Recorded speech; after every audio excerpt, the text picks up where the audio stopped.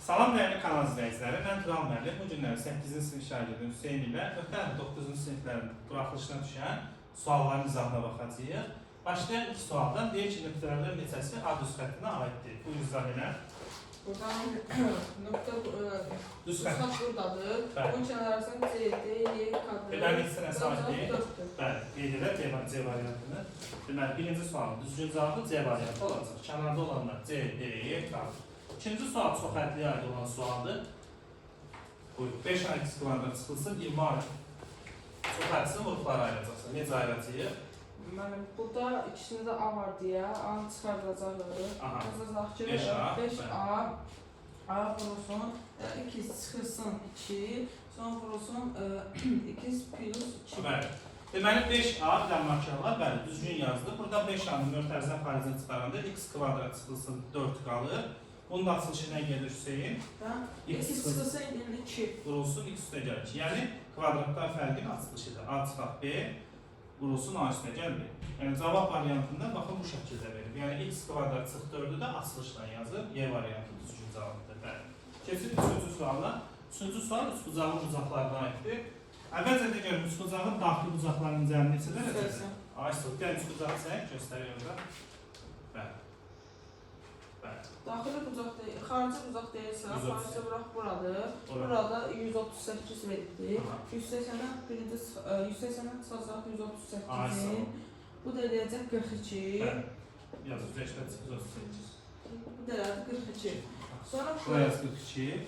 O biri daxili bucağı verir 44. Məsələn, buraya yaz 44. İndi üçüncü daxili bucağı neçə olar bəs? üçüncü daxili bucaqda 180-dən çıxacağıq. Bunların cəmini. 180 çıxaq 86 yaz. O da qalır 94. İndi buraya yazırsan təpə bucağı yaz 94. İndi burada kiçik bucağı istəyirsən, hansını götürəcək? Düzgün cavab yaz A variantı. Keçirik növbəti suala. Növbəti sual isə deməli müxtəsər nurma düsturudur.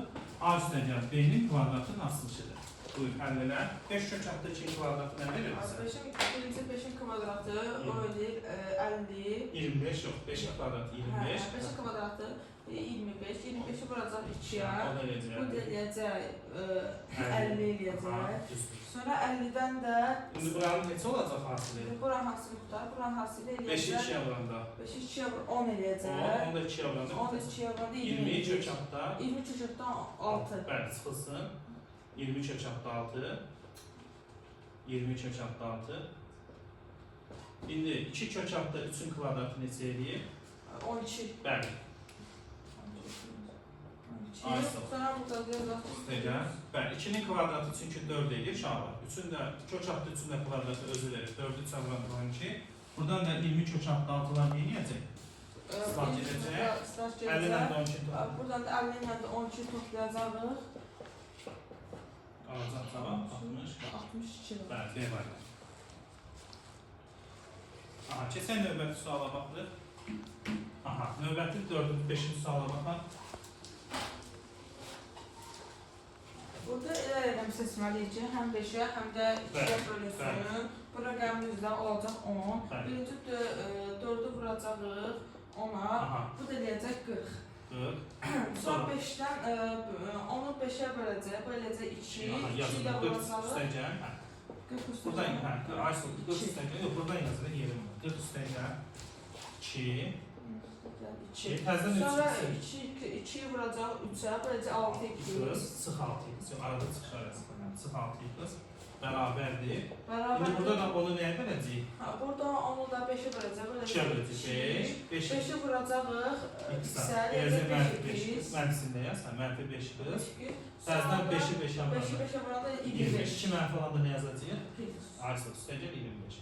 İndi burada da 40 ilə 2-ni toplayanda 42. 42. 42-dən də 42-dən də çıxacaq 25. 25-i. 17. Mənfi 5 qızdan 6 x-ini eləyəcəyik. Tərəfə O keçirəndə. keçəndə də x-ə var 17-yə Bəli, yaz. bərabər. Mənfi 5 qız üstəgəl, açıq yaz. Mənfi 5 qız üstəgəl. Mənfi 6. Bu da Bərabərdir. eləyəcək 17. 17. 17. İkisini də yaz. Demək, cavab olacaq. Bunu da yaz. 17. Havayı. Keçirik növbəti 6-cı suala. 6-cı sual isə deyir ədədlərdən neçəsi təkdir? Tək olanlar hansılar? Da tək olanlar Bəli.